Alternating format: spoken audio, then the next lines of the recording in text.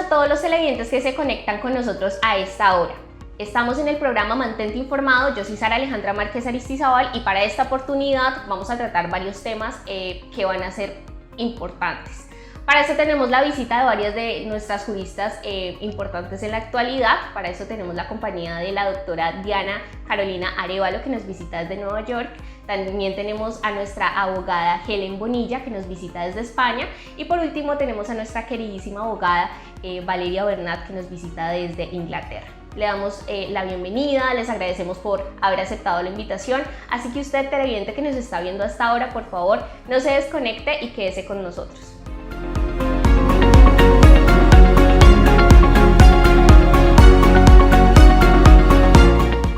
Bueno, como les venía contando, para esta oportunidad tenemos la compañía de la doctora Diana Carolina Arévalo, que nos va a estar un poquito ampliando el concepto que tenemos acerca de este filósofo tan importante como lo es Santo Tomás de Aquino.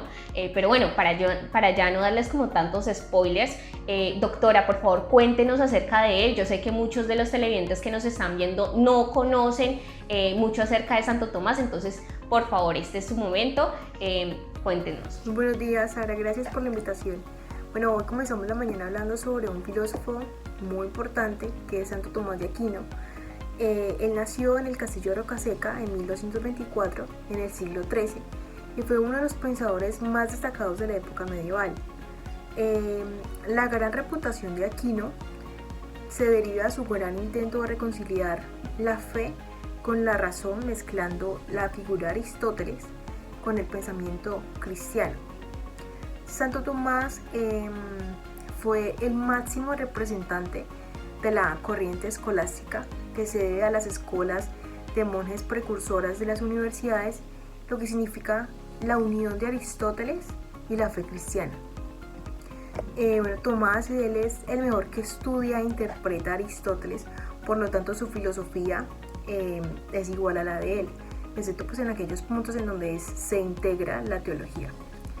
Tomás, además de adaptar la filosofía de Aristóteles y Platón, también integró elementos propios solamente del cristianismo que no están en la filosofía griega, como es lo de la existencia de un Dios creador, un tiempo lineal y finito, y pues además Santo Tomás lo que hace es definir la ortodoxia escolástica con sus aportaciones a los problemas principales que preocupaban a la filosofía medieval en ese momento, y también aporta conceptos nuevos gracias a las adaptaciones que él hace. Agradecemos a la doctora Carolina por su percepción y por habernos abierto un poquito la idea acerca de Santo Tomás de Aquino. Viendo muchos de sus comentarios, elegí uno de un televidente que nos dice que hablemos un poquito de los planteamientos filosóficos de Santo Tomás de Aquino, de cómo era ese razonamiento lógico, de cómo era la búsqueda de la verdad para este autor. Como bien lo dijo nuestra doctora, Santo Tomás de Aquino fue uno de los filósofos más importantes de la Edad Media. En sí, él le brindó grandes aportes a todo lo relacionado con la teología cristiana, y también su objetivo principal era poder demostrar la existencia de Dios. Entonces nos comienza diciendo que para poder encontrar esa verdad tenemos que tener en cuenta dos aspectos fundamentales, y estos son la fe y la razón. Pero nos dice que la razón se da a través de los sentidos y que la fe en sí es una revelación divina. Y como es una revelación divina, no todo el mundo tiene esa cercanía, o no todo el mundo puede conocerla, diferente a la razón, que pues claramente se da por la filosofía y que muchas personas podemos acceder a ella, diferente a la fe, que se da ya por la teología para poder comprenderla. Por ejemplo, la existencia de Dios. La existencia de Dios es una revelación divina que no todos los seres humanos podemos comprender. Entonces, en esto era lo que se basaba principalmente Santo Tomás de Aquino, y nos muestra esa importancia de lo sobrenatural, de lo natural. Nos dice que hay una relación innegable y que también hay una relación innegable entre la razón y la fe. Entonces nos comienza a demostrar esa existencia de Dios a partir de 5 vías, de las famosas 5 vías de Santo Tomás de Aquino, y para esto vamos a verlas. La primera vía que nos habla Santo Tomás de Aquino es por el movimiento. Existe algo al principio de todo, un primer motor. En sí nos dice que es el que ha puesto todo el sistema en marcha. A ese primer motor es lo que Aquino denomina Dios. Entonces tenemos a Dios como ese primer motor, como esa primera puerta que nos abre al conocimiento. También tenemos por la causa eficiente. Hay una serie de causas eficientes, el principio que produce un efecto. Pero es necesario que exista para ello una causa primera, pues de lo contrario no habría ningún efecto. Y lo que nos dice Santo Tomás de Aquino es que esa causa primera es Dios. También tenemos la tercera vía, que es la contingencia o limitación en el existir. Nos encontramos con cosas que tienen posibilidad de existir y dejar de existir, pues algunas se engendran y se corrompen. Ahora bien, lo que tiene posibilidad de no existir alguna vez, no existe. De ahí que si todas las cosas tuviesen esa posibilidad de no existir, alguna vez no habría existido nada. Y por consiguiente, ahora tampoco. No sé si me logran entender. Prácticamente es que pues de la nada no procede nada. Pero dado que ahora existe algo, es que no todas las cosas tienen posibilidad de existir y de no existir. Y eso era algo que nos marcaba Santo Tomás de Aquino muy frecuentemente en sus textos. También tenemos como cuarta vía los grados de perfección en las cosas. Y es que nos decía Santo Tomás de Aquino que hay diversos grados de todas las perfecciones, que se aproxima más o menos al absoluto. Debe haber, por lo tanto, un ente que sea sumamente perfecto y que sea causa de toda perfección, de todo ser, y claramente ese ser perfecto es Dios, el gobierno de las cosas. Los entes inteligentes tienen a un fin y a un orden. No lo hacen al azar, sino por la inteligencia que lo dirige. Ha de haber, por tanto, un ente inteligente que ordena la naturaleza y la impulsa a su fin. Quien dirige inteligentemente la naturaleza, claramente, como muchos lo podemos imaginar, es Dios. Cada uno de estos factores observados solo pueden explicarse por una causa anterior o superior que lo justifica, y en sí nos dice que Dios es el motor. Dios es el principio y es el fin, y Él es el más perfecto, el ser más perfecto. Eso es lo que nos quiere transmitir Aquino. Entonces, Dios como primer motor, como primera causa, como ese ser necesario, como ese ser perfecto, y fin último.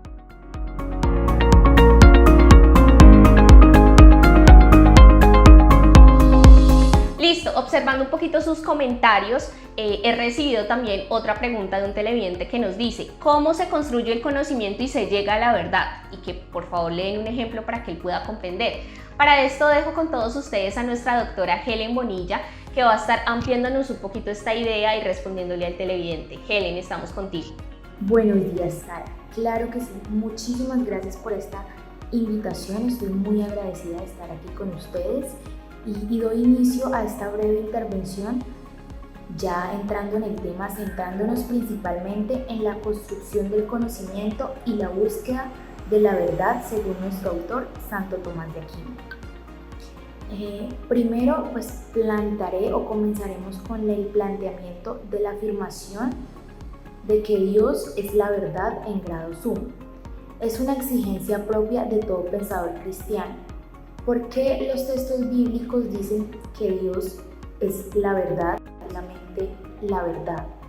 En un sistema teológico, filosófico cristiano como el que estamos trabajando ahora y el que estamos estudiando con este gran pensador, debe argumentarse racionalmente cómo debe entenderse este postulado y cómo se vincula con nuestra experiencia cotidiana la verdad.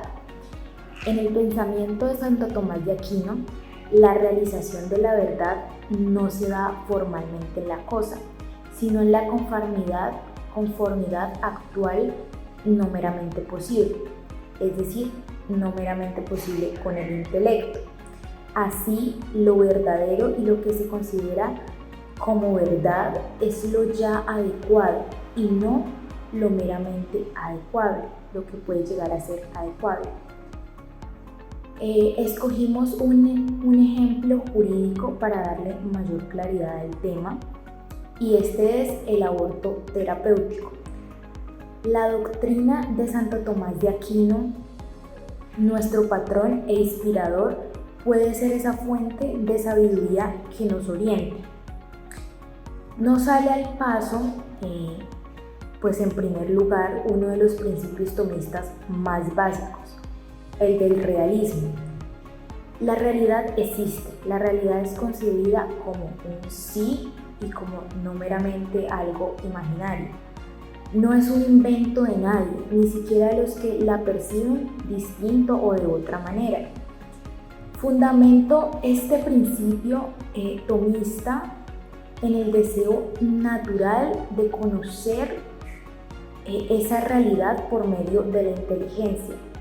Este deseo no se satisface con apariencias o prejuicios más o menos difundidos. Nosotros queremos conocer las cosas tal cual son. Preguntamos para obtener respuestas y discutimos con otros porque creemos tener la verdad y tener la razón, la certeza, únicamente la de nosotros. Esta aspiración tan cotidiana nos hace inevitablemente abordar al gran tema de la verdad, de la posibilidad de conocerla y de sus detractores tan difundidos hoy por hoy en todos los ámbitos de la vida.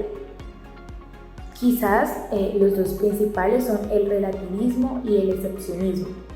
Partamos por ellos y empecemos pues abordando el primero, y es que en este todo depende de las circunstancias siempre relativas a personas, culturas, situaciones concretas, acciones, y por lo tanto no puede afirmarse la existencia de algo verdadero en sí mismo y para todos.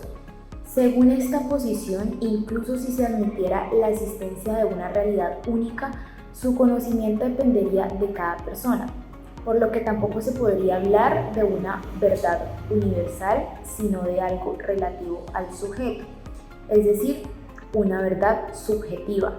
Lo que para mí es verdad, para otra persona no puede ser verdad, entonces no hay esa certeza.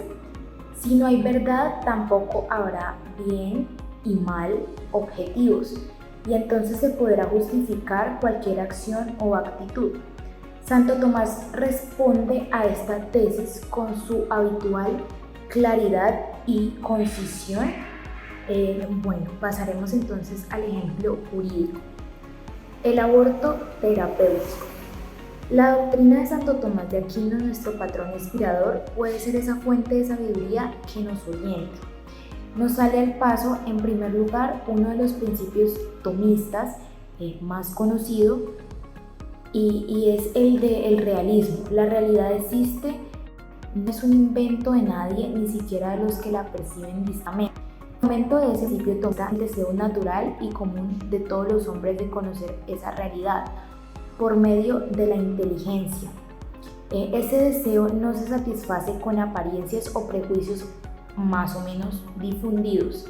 Nosotros queremos conocer las cosas tal cual son, ¿no? Preguntamos para obtener respuestas, discutimos con otros porque creemos tener la razón y la única certeza. Esta aspiración tan cotidiana nos hace inevitablemente abordar el gran tema de la verdad, de la posibilidad de conocerla y de sus detractores tan difundidos hoy por hoy en todos los ámbitos de la vida. Quizás los dos principales son el relativismo y el excepcionismo y el escepticismo. Partamos por ellos. Según el primero, todo depende de las circunstancias siempre relativas a personas, culturas o situaciones concretas, y por lo tanto no puede afirmarse la existencia de algo verdaderamente en sí mismo y para todos. Según esta posición, incluso si se admitiera la existencia de una realidad única, su conocimiento dependería de cada persona, por lo que tampoco se podría hablar de una verdad universal, sino relativa al sujeto, una verdad subjetiva. Lo que para mí puede ser verdad, para las otras personas no. Si no hay verdad, tampoco habrá bien y mal objetivos, y entonces se podrá, justificar cualquier acción o actitud. Santo Tomás de Aquino responde a esta tesis con su habitual claridad y concisión. Lo conocido está en quien lo conoce, según el modo de quien lo conoce. El escepticismo por su parte niega o al menos duda de la posibilidad de conocer esa realidad. Esta tesis tiene la ventaja de que logra disfrazar la pereza intelectual con los ropajes de la seriedad, y el rigor científicos. Bueno, le damos muchísimas gracias a la doctora Helen por habernos ampliado el conocimiento y por ese ejemplo tan acertado y que nos hace la idea de qué es lo que pensaba Santo Tomás de Aquino y cómo lo manejaba en el aspecto jurídico también. Entonces, también queremos responder otra pregunta y esta es la siguiente. ¿Cuál es la vigencia actual del pensamiento del filósofo analizado enfocado al universo jurídico? Ofreciendo razones lógicas y jurídicas que por favor soporten esa respuesta. Bueno, para eso dejamos a nuestra doctora Valeria Bernat que nos puede estar ampliando esta idea de qué es lo que piensa Santo Tomás de Aquino respecto a esto. Doctora, estamos con usted. Muy buenos días, Sara. Muchas gracias por invitarme el día de hoy para poder complementar un poco más sobre este tema que relaciona al filósofo Santo Tomás de Aquino y la filosofía del derecho. Primero quiero empezar diciendo que el sistema filosófico de Santo Tomás constituye una síntesis entre Aristóteles y San Agustín. Dicha síntesis tiene mucho que ver con la filosofía del derecho, pues la mayoría de las cuestiones que él estudió, él citaba complejamente a Aristóteles y a San Agustín. Un tema muy importante para el pensador era el tema de la ley, que hoy en día tiene un gran valor actualmente, ya sea porque a través de esta se busca la justicia. Para él la ley eterna es la razón de la divinidad en cuanto principio directo de los actos y movimientos. Este era un pensamiento que él tenía referente al tema de la ley. Para Santo Tomás el tema relacionado con la justicia también era muy importante en su pensamiento y la filosofía del derecho, discutiendo que la filosofía tomista o la corriente tiene dos dimensiones. La primera es la justicia como virtud personal. Tomás tuvo presente la definición de la misma que acuñó Ulpiano como la perseverante o la siempre viva de que las personas reciben derechos. La segunda dimensión es la justicia como cualidad del orden social.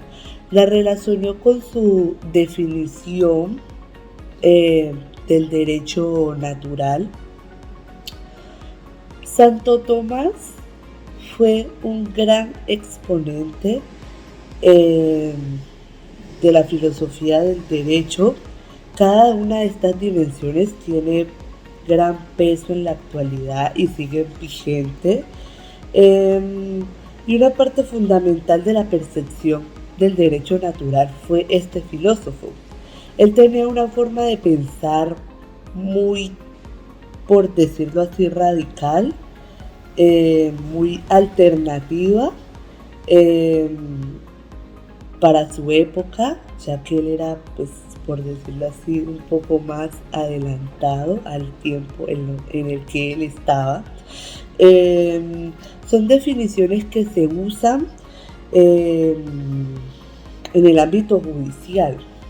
Él fue una pieza muy importante para el universo jurídico, por decirlo así. Gracias a todo esto, a su manera de pensar, de relacionar el tema jurídico, el tema de la justicia, de la ley, del derecho, él pudo sacar muchos volúmenes, muchos libros, muchos escritos que hoy en día apoyan mucho como a la ley en general. Entonces, con esto me despido. Muchas gracias por invitarme y y volvemos contigo, Sara. Muchísimas gracias, doctora Valeria. De verdad que todo lo que usted nos ha dicho y nos ha compartido esta mañana ha sido muy eficaz y hemos podido entender completamente. Bueno, estaba leyendo un poquito sus comentarios y vi un comentario que me llamó mucho la atención y lo voy a utilizar como a manera de conclusión para este programa, y es el siguiente. En sí, las ideas de Santo Tomás de Aquino sobre el hombre son muy innovadoras. Lo entiende como una unión de alma y cuerpo, pero no siendo la primera como una mera forma del cuerpo que, por ejemplo, perece con él. El hombre existe y es individuo por su alma. Cada alma es depositaria de su propia inmortalidad, y hay dos clases de conocimientos, de los sentidos y el de la razón. Todo conocimiento procede de la experiencia, entonces el sensible procede a la razón. Muchísimas gracias a todos los televidentes que siguen conectados hasta lo último. Les agradecemos su sintonía y esperamos que nos acompañen en un próximo programa. Gracias.